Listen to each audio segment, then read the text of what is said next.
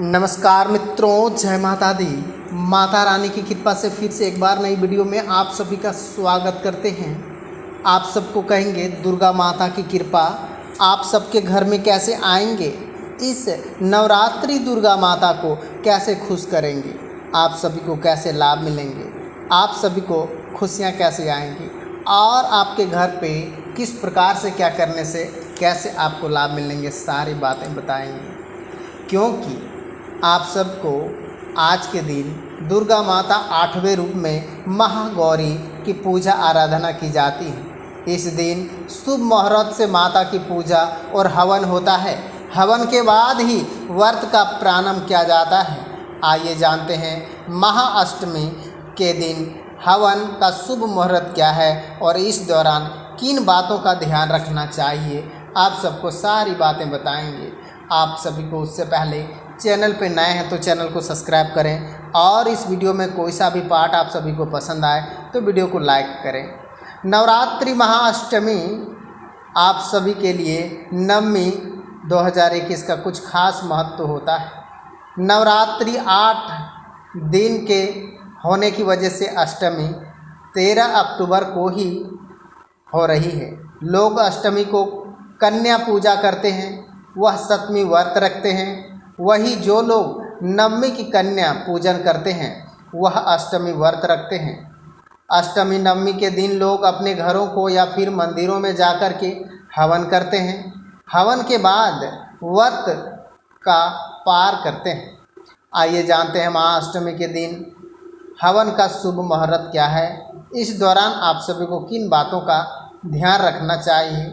अष्टमी के दिन हवन शुभ मुहूर्त क्या है। अष्टमी के दिन माँ दुर्गा 8वें रूप में महागौरी की पूजा अर्चना और इस दिन शुभ मुहूर्त भी माना जाता है। आप सबको कहते हैं पूजा अष्टमी समाप्त होने का अंतिम 24 मिनट नवमी आरंभ होती है।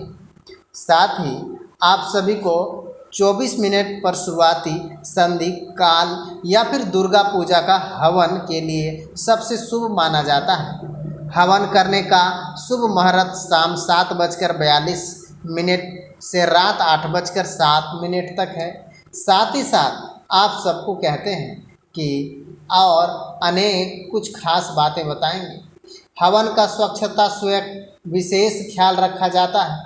हवन हमेशा शुभ मुहूर्त पर ही करना चाहिए। हवन कुंड वेदी के साफ इस लेपक करना चाहिए। शुद्ध जल वेदी छिड़के अग्नि प्रज्वलती और अग्नि पूजन करने के बाद यह हवन नवग्रहों का मंत्र आहुति गणेश जी की स्तुति के बाद आप सबको समाप्ति या निर्वाह मंत्र करना चाहिए। सप्तमी प्रत्येक मंत्र पश्चात स्वाहा उच्चारण करके आहुति दें। हवन पुण्य सुपारी पान कमल जटा और लौंग काली छोटी इलायची का शहद स्तुति के बाद 5 बार घी के साथ स्तुति देना चाहिए। साथ ही साथ आप सबको विजयादशमी दशहरा का पर्व 15 अक्टूबर शुक्रवार के दिन होगा। इस दिन दुर्गा प्रतिमाओं का विसर्जन सर्व नक्षत्र का युक्ति दशमी की तिथि अति शुभ होता है।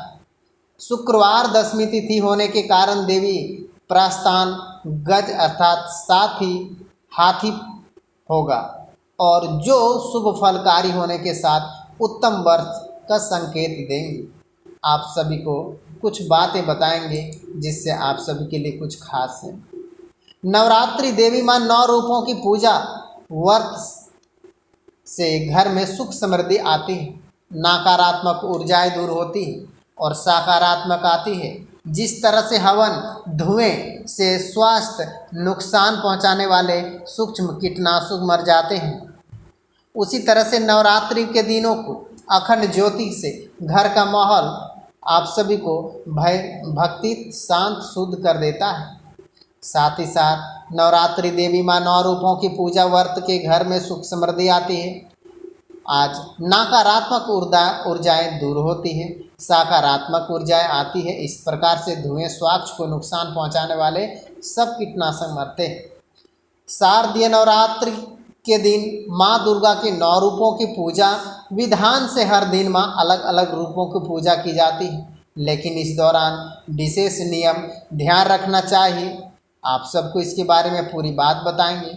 नवरात्रि में पावन दिनों में पूजन कुछ विशेष नियम उन्हें नवरात्रि के दौरान ही नहीं बल्कि आपको हर प्रकार का पूजन दौरान करना चाहिए। साथ ही साथ आप सभी के लिए कुछ खास भी बातें बताएंगे और आप सभी के लिए बेहद बातें हैं। माँ दुर्गा को समर्पित त्योहारों नवरात्रि अब समापन की ओर है।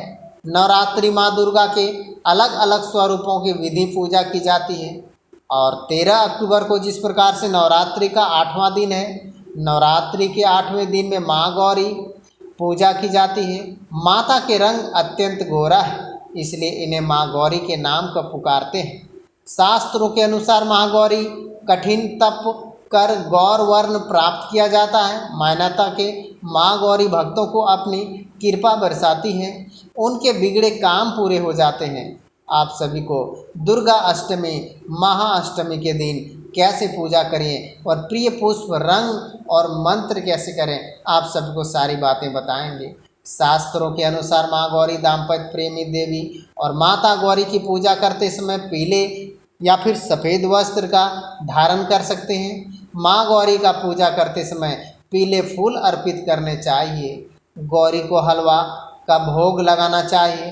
मान्यता के अनुसार माता रानी काले चने प्रिय और सबसे पहले सुबह उठकर स्नान आदि नृत्य करना चाहिए। इसके बाद चौकी माता माँ गौरी की प्रतिमा तस्वीर स्थापित करें। इसके बाद गंगा जल शुद्धिकरण करना चाहिए।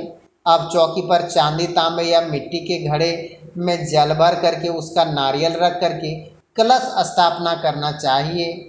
इसके बाद चौकी श्री गणेश वरुण नवग्रह पोषण अमृत और 16 देवी सप्तघृत मृतिका सप्त सिंदूर और बिंदी लगाना चाहिए आदि स्थापना करने चाहिए। साथ ही साथ आप सबको कहते हैं कि आप सभी को दुर्गा अष्टमी व्रत संकल्प और मंत्रों का जाप करना चाहिए। माँ गौरी समेत आप सभी समस्त देवी देवताओं का ध्यान करना चाहिए। माँ गौरी आवाहन आसन ग्रहण आचमन स्नान वस्त्र सौभाग्य सूत्र चंदन रौली हल्दी सिंदूर दुर्वा आभूषण फूल धूप दीप फल पान दक्षिण आरती मंत्र आदि करें। इसके बाद अब प्रसाद बांटें। आप सभी को महाअष्टमी की पूजा कन्याओं का भोजन करना उत्तम माना गया है। कहते हैं ऐसा करने पर महागौरी फल देती है और आप सबके सारे सपने भी पूरे होते हैं, सारे लाभ भी मिलते हैं, आप सबों की मनोकामनाएं भी पूरी होती है। शुभ कार्य में वृद्धि तथा मंगलिक कार्य में संपन्न होंगे। किसी भी बात को लेकर के दुखी होने की आवश्यकता नहीं है। अब आप सबके सारे लाभ मिलते रहेंगे। हर लाभ हर काम